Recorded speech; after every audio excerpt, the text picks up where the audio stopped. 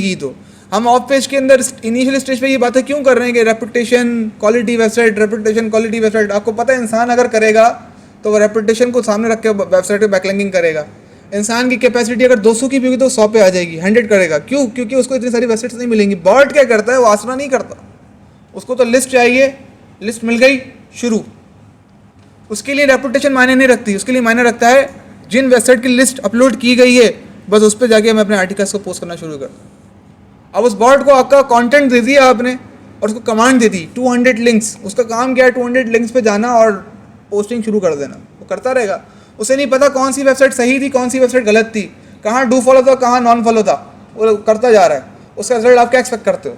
Increment के बजाय आप डिक्रीज हो जाओगे, आपका लेवल नीचे आना शुरू हो जाएगा। आप इंक्रीज नहीं हो पाओगे, कभी भी राइज अप नहीं हो पाओगे एसईओ की रैंकिंग के अंदर, क्योंकि उससे जो लोग आपके पास आएंगे उनका आपके वेबसाइट पे टाइम ड्यूरेशन कम होगा।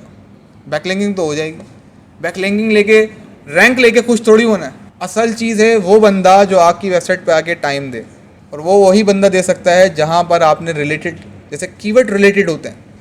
आपने अपनी अगर वेबसाइट में गलत कीवर्ड यूज़ किया उसका भी बैड इम्पैक्ट पड़ सकता है आप पे। गूगल कभी भी ऊपर नहीं लेकर आएगा आपको।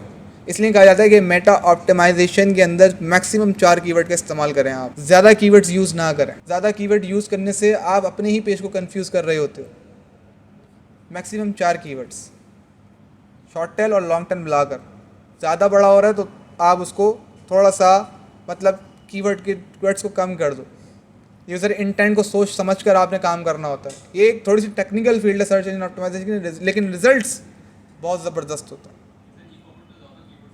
एग्जैक्टली ई कॉमर्स के पेजेस भी ज़्यादा होते हैं।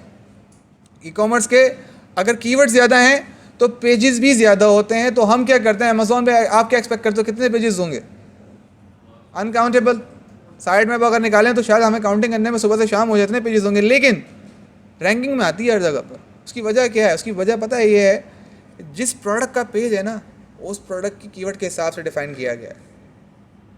अगर ऑर्गेनिक प्रोडक्ट का पेज है प्रोडक्ट्स का तो उस पर ऑर्गेनिक के कीवर्ड यूज़ हो रहे हैं। अगर इलेक्ट्रॉनिक का है तो इलेक्ट्रॉनिक के हो रहे हैं, आपस में मिक्स नहीं हो रहे। डोमेन एक है, बात फिर समझना, डोमेन फिर एक है। पेजेस को ऑप्टिमाइज अपने हिसाब से किया गया है। अब हर पेज अपने हिसाब से रैंक हासिल कर रहा है। दराज पे क्या है?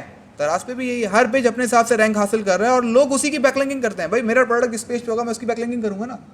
मुझे क्या गर्ज है? मैं अगर ऑर्गेनिक प्रोडक्ट सेलर हूँ तो मैं ऑर्गेनिक प्रोडक्ट जहाँ मेरा पोस्ट हुआ है मैं उधर की मार्केटिंग करूँगा, दराज पे हो या अमेज़ॉन पे हो। क्योंकि मुझे पास जब कस्टमर आना उस पेज से आना, इलेक्ट्रॉनिक मार्केट से नहीं आ रहा है। ये एक मार्केट की तरह है। मेरा जिस सेक्शन में डिपार्टमेंट होगा मैं उस सेक्शन को डिफाइन करूँगा। इस स्टोर में खड़े हुए हैं आप, क्लियर हो रही बात? अब अगर आप बात करते हैं कीवर्ड्स की तो उस पेजेस के अंदर कीवर्ड उसके हिसाब से हैं। हर पेज दूसरे पेज से सेपरेट है। एग्जैक्टली और इवन कि जिस वेबसाइट के ऊपर प्रोडक्ट की नंबरिंग होती है, आपने देखा होगा कि वेबसाइट पे आप जाएंगे तो वहाँ प्रोडक्ट नंबर वाइज आ रहे होते हैं। जब आप किसी प्रोडक्ट के पेज पे क्लिक करते हो तो सेपरेट सिंगल पेज खुल जाता है प्रोडक्ट का अलग। उस पेज पे अलग मार्केटिंग हुई है, इस पेज की अलग ऑप्टिमाइजेशन हुई होती है। आपने ये भी देखा होगा दराज के कुछ ऐसे प्रोडक्ट्स हैं जिसपे आप लिखेंगे दराज, प्रोडक्ट का नाम लिखें आप, बगैर सैमसंग एलईडी वॉच या सैमसंग वॉच, दराज लिखा दराज जाएगा, लेकिन एक वेंडर की वेबसाइट वो पेज ऊपर आएगा क्योंकि उस वेंडर के पेज पे लोग ज़्यादा जाते थे। उस वेंडर ने अपनी मार्केटिंग को इंक्रीज़ बहुत किया हुआ है। और भी वेंडर्स हैं लेकिन वो वेंडर टॉप पे आते हैं। अमेज़ॉन में भी कुछ ऐसी है, लोग अपने पेज को दूसरे मेथड्स के थ्रू ऑप्टिमाइज़ करते हैं। मैंने कल आपको कराची बीच इवेंट की एग्जांपल दी थी, आज तक कोई बैकलिंकिंग ही नहीं है, कोई बैकलिंकिंग नहीं हुई, पेज रैंक करता है, टॉप पे आ रहा है।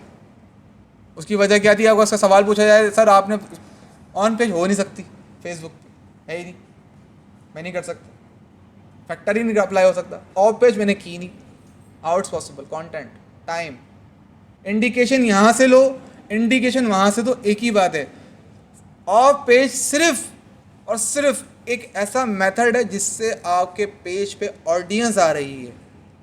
अब अगर सोशल मीडिया का पेज है, कोई अगर सवाल पूछता है कि सर मैंने बिज़नेस शुरू करना है और मैं बिज़नेस शुरू करने के लिए, सॉरी मैं टॉपिक से हट रहा हूँ, लेकिन ये तो खैर नॉर्मल सी बात है। एक बिज़नेस पॉइंट ऑफ व्यू से अगर बात करूँ, मुझसे मेरी एसएमक्यू की क्लास के अंदर ये सवाल हुए थे, आप लोग तो खैर इंटरनल लेवल पे हो, वो एक्सपर्ट लेवल पे थे।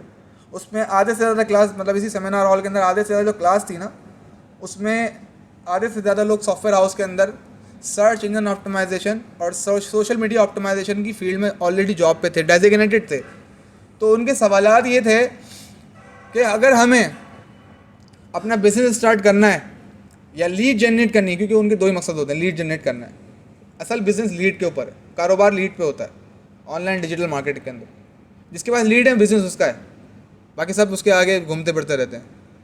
मार्केट में हर बंदा कामयाब उस वक्त होता है जब उसके बाद लीड आना शुरू होती है, लीड जनरेशन के प्रोसेस को फॉलो करते हैं। Well, come to the point. अब बात यह है सोशल मीडिया पेजेस से कैसे बिजनेस अर्निंग कर सकते हैं या कैसे बिजनेस जनरेट कर सकते हैं अगर वेबसाइट पर टाइम लग रहा है तो। ये तो मैं वो बात कर रहा हूँ आपके सामने, इस प्रोसेस को अप्लाई करने में मंथ्स चाहिए, टाइम लगता है।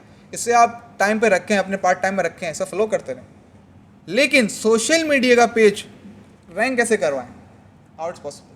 बिल्कुल पॉसिबल है। ज़रूरी नहीं है कि जहाँ ऑन पेज हो और ऑफ पेज हो वही रैंक करेगी चीज़, नहीं। Content, engagement. सोशल मीडिया के टॉपिक पे मैं भी आया नहीं हूँ। आप बिजनेस कर रहे हो, आज के टाइम में कॉमन है कि हर बिजनेस पेज फेसबुक पे भी मिलेगा, इंस्टाग्राम पे भी मिलेगा। कुछ कर रहा हो या ना कर रहा हो, पेज ज़रूर मिलेगा। हम उस चीज़ को कमी महसूस करते हैं बिजनेस के अंदर जिसका फेसबुक और इंस्टाग्राम ना बना हो। हमारा बिलीफ कम हो जाता है इस चीज़ को देखकर, ऑनलाइन बिजनेस को खास तौर पे। और दूसरा बिलीफ कब कम होता है? जब उसके पेज पे जाए कंटेंट ही ना हो। हम अपनी ही जजमेंट में उसे फेक करार दे देते हैं, यार मे भी पॉसिबल ये फेक है, जबकि हो सकता है वो लेजिट हो, क्वालिटी कंटेंट प्रोवाइडर हो, मे भी पॉसिबल। अब लोग बिजनेस कैसे कर रहे हैं? मैंने आपको कल एक पेज दिखाया था या नहीं दिखाया था? आपने उसमें से पॉइंट्स नोट नहीं किए शायद। मेरा पेज मेरे कीवर्ड से 100% मैच कर रहा है, 100%, 90% नहीं, 100% मैच कर रहा है। उसके बाद उसका कंटेंट, दो चीज़ों को फोकस किया मैंने। इससे पहले हमारे लास्ट बैच के अंदर 4 एसईओ एक्सपर्ट थे क्लास के अंदर ही। उसमें मैंने एक चीज़ मैंने खुद सीखी थी अपनी क्लास के बच्चों से, जो एक स्टूडेंट प्रोजेक्ट कर रहा था। उसमें मैंने ये सीखा कि आप एक रैंक वेबसाइट को कैसे तोड़ सकते हो बहुत कम वक्त के अंदर, और एसईओ की प्रैक्टिस से ही। ये ट्रिक्स हैं और ये एक्सपीरियंस पर्सन ही हासिल कर सकता है। आप सिर्फ एक टॉपिक पढ़ोगे, अभी घर जाओगे भूल जाओगे, पता नहीं प्रैक्टिस करो भी या ना करो। करोगे सिर्फ एक मैनेजमेंट की या असाइनमेंट की हद तक करोगे, लेकिन जब इसको एक्सपर्ट लेवल पे अप्लाई किया जाता है ना तो इसका रिजल्ट बिजनेस की सूरत में आता है। उस बंदे ने डोमेन नेम ना सिर्फ कीवर्ड लिया था, टोटल कीवर्ड।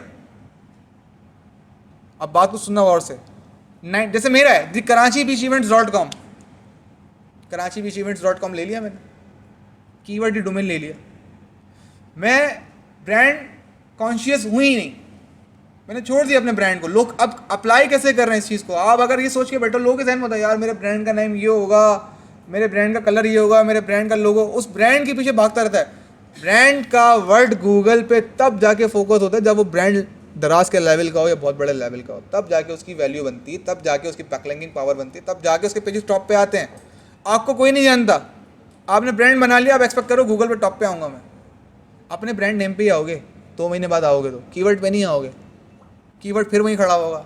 आपका ब्रांड किसी भी नाम से, आपका प्रोडक्ट इलेक्ट्रॉनिक, आप लिख तो रखा इलेक्ट्रॉनिक मार्केट इन कराची या इलेक्ट्रॉनिक प्रोडक्ट्स, आप टॉप पे आओगे ही नहीं, कभी भी किसी सूरत नहीं आओगे। हाँ, अगर आपने अपने ब्रांड को अपने टारगेटेड कीवर्ड के साथ जोड़ दिया, उसी का सब डोमेन ले लिया, परचेज कर लिया डोमेन नेम, कीवर्ड ही डोमेन नेम बना लिया, और उस डोमेन नेम पे कीवर्ड ही डाल दिया, कंटेंट भी कीवर्ड, टाइटल भी कीवर्ड, प्रोडक्ट भी कीवर्ड, उसी से रिलेटेड बात हो रही है। अब ये वहाँ पर उसके बाद आपने अपने सोशल मीडिया पेज के ऊपर भी कीवर्ड मेंशन कर दिया, और पूरे राउंड के अंदर आपकी हर चीज़ आपके कीवर्ड या आपके डोमेन को हाईलाइट कर रही है।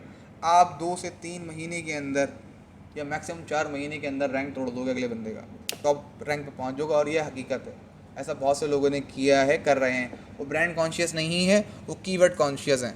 वो कीवर्ड को फोकस करते हैं, डोमेन खरीदते हैं, पेज बनाते हैं। ऑनलाइन फेसबुक पे ऐसे ऐसे लोग मौजूद हैं, इवन कि मैं खुद भी करता हूँ। ये स्ट्रेटजी मैंने अप्लाई की है, मैं ऐसे टॉप रैंक पे नहीं आया हूँ। मेरे पास 1200 से ऊपर पेजेस हैं जो चैनल में हैं, सिर्फ अपने पेज पे नहीं, 1200 से ऊपर पेजेस हैं। लोग क्या करते हैं, keyword page, keyword page, keyword page, brand name कुछ और है। ब्रांड नेम का कहीं दूर दूर तक ताल्लुक वास्ता है ही नहीं। आप गूगल पे जाके वो कीवर्ड लिखना, सबसे पहले टॉप पे वो पेज रैंक करेगा। वहाँ से ट्रैफिक जनरेट कर रहे हैं और ट्रैफिक जनरेट करके अपने पास लेकर जा रहे हैं। अब कराची बीच इवेंट, मेरा ये मोबाइल रखा हुआ है, रोज़ाना के 15-20 मैसेजेस होते हैं मेरे पास फ्री के। मैं मार्केटिंग नहीं करता। अभी सोशल मीडिया पे आएंगे, मैं आपको अपना व्हाट्सएप फिल्टर करके दिखाऊंगा यहाँ पर प्रॉपर कि लोग मुझसे क्या पूछते हैं। आप मेरे पेज पे जाना, मेरे पेज पे सर्विसेज क्या लिखी हुई हैं आप देखना, और मेरे पास मैसेजेस किससे रिलेटेड आते हैं, और आते हैं डेली बेसिस पे आते हैं। वीक में मेरे पास 8 इंक्वायरीज होती हैं, मैंने अगर एवरेज लगाया तो उस 8 इंक्वायरीज पे मैं एक पे भी रिप्लाई नहीं करता, टाइम नहीं है। लेकिन जो इम्प्लीमेंटेशन मैंने की उसका रिजल्ट मेरे पास बिजनेस की सूरत में आ रहा है। जब कि आज तक मैंने वेबसाइट नहीं बनी। हाँ, जिस दिन मैंने वेबसाइट बना ली, हो सकता है कि मैं अपने पेज का रैंक ही नीचे ले आऊँ, मैं इसलिए वेबसाइट नहीं बनाता। कराची बीच इवेंट्स की लोगों ने सवाल किया है कि सर वेबसाइट क्यों नहीं बनाते आप। अगर बना ली तो फिर मुझे इन चक्करों में पढ़ना पड़ेगा, ऑन पेज के और ऑफ पेज के चक्करों में आना पड़ेगा। जब अच्छा खासा मेरा पेज रैंक कर रहा है, वहाँ से क्लिक करके व्हाट्सएप पे इज्जत से मेरे पास कस्टमर आ रहा है, मुझसे इंक्वायरी ले रहा है, मेरा बिजनेस चल रहा है, मुझे क्या ज़रूरत पड़ी कि मैं अपनी बिजनेस को चैलेंज करूँ। एक चीज़ रैंक, असल चीज़ क्या है, रैंक हासिल हो गया, रैंक आ गया, गूगल पे आ गए ना, टॉप रैंक पे, कीवर्ड पे आ रहा हूँ, मजाक नहीं है, वो मिल गया, उसे मेंटेन करो। और कंटेंट मैं आपको बता चुका हूँ मेरा क्या है, मैंने वो चीज़ भी आपसे क्लियर वो छुपाई नहीं। कंटेंट आप भी आके देख लेना, उस पर जो वीडियोस और जो पिक्चर्स हैं वो कराची के किसी बीच की हैं ही नहीं, कराची के बीचेस ही नहीं है उस पर। अब जो लोग कराची में रहते हैं उनकी ख्वाहिश क्या होती है कि हम ऐसे बीचेस देखें जो बाहर मुल्क से रिलेटेड हो, वो सारे बीचेस वही हैं बलूचिस्तान के। अब लोग उस पर जाके टाइम देते हैं। कराची में जो घूमने फिरने वाले हैं उनकी ख्वाहिश होती है कि मैं इन बीचेस पे जाऊं, तो कराची की ऑडियंस इसे ऊपर लेकर आई टाइम दे देके। एक वीडियो को 4 बार देखता है उससे बैठ के, यार वो वाला बीच बड़ा अच्छा है, वो वाला बीच बड़ा खूबसूरत है, वहाँ का पानी। मैंने लोगों को अपने पेज के ऊपर फीडबैक देते हुए शेयर करते हुए देखा है, वो मेरे पेजेस की वीडियोस को देख रहे होते हैं, क्योंकि मैंने किसी की सोची मेरे लिए तो आम है, उनके लिए यूनिक है। वो पेज की वीडियो को ऐसे देख रहा था वो हकारत से कि यार क्या जगह है ज़बरदस्त, जबकि हमारे लिए वो जगह वैल्यू नहीं रखती, हमारा वहाँ कॉमन है आना जाना। उसके लिए 300-400 किलोमीटर जाना, फिर सफ़र की मुश्किलात झेलना, फिर उस वीडियो में देख के खुश हो जाते हैं। ये कंटेंट है मेरा जिसमें ना कोई टेक्स्ट है। हाँ, एक चीज़ मेरी कॉमन है, बलूचिस्तान का भी टैग यूज़ होता है, वीडियो खोलना, जाना, का भी पेज एक्सप्लोर करना। उस पेज के अंदर ना आपको हर वीडियो और हर पिक्चर के ऊपर, अगर 200 पिक्चर्स हैं, शायद कोई एक आध पिक्चर ऐसी जिसमें मैं डालना खुद भूल गया हूँ, वरना 90% पोस्ट के ऊपर आपको हैशटैग कराची बीच इवेंट्स, हैशटैग कराची बीच इवेंट्स, कीवर्ड, डोमेन और रैंक मैच करता है मेरा, और मेरा कंटेंट बीच से रिलेटेड ही है, मेरे इवेंट्स बीच से रिलेटेड ही। कभी भी मैंने उस पेज पे आउट ऑफ सब्जेक्ट कंटेंट नहीं डाला। ऑडियंस बहुत है मेरे पास, लोग आते हैं हमसे पैसे ले लें, इस पर ऐड डाल दें, मैं नहीं डालता ऐड। 68 के उसके लाइक्स हैं और 68 के ही फॉलोवर्स हैं, अप एंड डाउन भी नहीं है उस पर, और उसका रेशियो 5 स्टार रेटिंग के अंदर आता है। बहुत से लोगों ने कहा ऐड पैसे ले लो, ऐड डाल दो, नहीं। अगर मैंने ये गलती की, लालच में आके लोगों के ऐड डाले, मैं अपने पेज का कंटेंट ख़राब कर दूँगा, सीख में। और मैंने बीच में गलती की थी, किसी और के ऐड डाल दिए थे मैंने, उससे मेरे पेज की इंगेजमेंट डाउन हो गई थी। ये चीज़ मैंने खुद फिजिकल अपर क्या कहते हैं खड़े होकर मैं जज किए। अगर आपका कंटेंट सही चल रहा है और आपने उसे चेंज किया, आउट ऑफ सब्जेक्ट फील्ड पे गए आप, आपकी ऑडियंस डाउन हो जाएगी। आपकी ऑडियंस वही देखना चाहती है जो आपका बिजनेस है। आप अपनी शक्ल ले आओ, मेरी कहीं शक्ल नहीं उधर, आप लोग देख सकते हो मुझे, वहाँ मुझे कोई नहीं जानता, बाय फेस मुझे कोई नहीं जानता, नाम सब जानते हैं मेरा। जैसे आप लोग मेरा नाम जानते हो वैसे वहाँ सब मुझे बाय नेम जानते हैं, मेरा फेस कोई नहीं जानता, क्योंकि मेरे पेज पे या इवन मेरी दूसरी अपनी फील्ड में मेरा फेस कोई नहीं जानता। मैं सिर्फ स्टूडेंट के सामने या फैमिली के सामने और कहीं नहीं। मैं बलूचिस्तान भी जाता हूँ तो डांडा लगा के जाता हूँ, कभी भी फेस शो नहीं कराता। तो ये वजूहत हैं, सिर्फ कंटेंट की वैल्यू है ना, कंटेंट ले लो। दूसरा, कराची बीच हिट्स उसके नीचे आ रहा है, रैंक 2 पे आ रहा है, दिखाया था शायद मैंने कल। उसका बिजनेस मुझसे पता नहीं कितना बड़ा है, उसका बिजनेस इस लेवल पे आ गया कि आप यूपीएल की वेबसाइट पे जाइएगा और यूपीएल की वेबसाइट पे जाकर उसका जो डिस्काउंट है ना, जहाँ डिस्काउंट्स आते हैं, वो डिस्काउंट देखना, वहाँ कराची बीच हट्स आ रहा होगा। उसका लेवल ये हो गया उसके बिजनेस का, मिलियन अर्न करता है, मिलियंस, कराची बीच हट्स वाला। और हॉक्सबे पे उसके कोई 25-30 हट हैं, हर जगह कराची बीच हट्स का लोगो लगा हुआ है। हमारा कहीं कुछ नहीं है, हमारा जो भी डिजिटल है, ऑनलाइन मौजूद है हम, हर जगह पर उसका यहाँ पर हॉक्स बे पे पूरा सेटअप है, बिजनेस बहुत अच्छा है। बस अब बात करने का, सारी चीज़ें बताने का मकसद ये है, आप ऑफ पेज करो, आप ऑन पेज करो, आप सोशल मीडिया का पेज रैंक करो, आप किसी भी फील्ड में आओ, सबसे इम्पॉर्टेंट चीज़ आपका कंटेंट है और उस कंटेंट के ऊपर आई हुई ऑडियंस। क्लियर हो रही है बात? अब आपको एक चीज़ और बताऊं जो मैंने रिसेंटली खुद जज की हैं। अब इसमें मैंने ऑडियंस को जज कैसे किया था, मेरे इंस्टाग्राम पे मैंने अक्सर औकात मैं क्या करता हूँ, जब मैं फारिग होता हूँ, बोर हो रहा होता हूँ, मैं पिंटरेस्ट से वीडियो निकाल लेता हूँ। वैसे मेरी सारी वीडियो ओरिजिनल है, इक्का दुक्का वीडियो ऐसी हैं जो मेरी नहीं है, मैंने आज तक नहीं बनाई वो वीडियोस। पिंटरेस्ट से मैंने वीडियो निकाली, ऐसी नॉर्मल वीडियो, बहुत नॉर्मल सी वीडियो, मैं आपसे शेयर करूँगा वो वीडियो, उसका इनसाइड ग्राफ भी आप लोगों को दिखाऊंगा मैं, आप देख के हैरान हो जाओगे उसका इनसाइड। अच्छा, मुझे भी एक्सपेक्टेशन नहीं थी।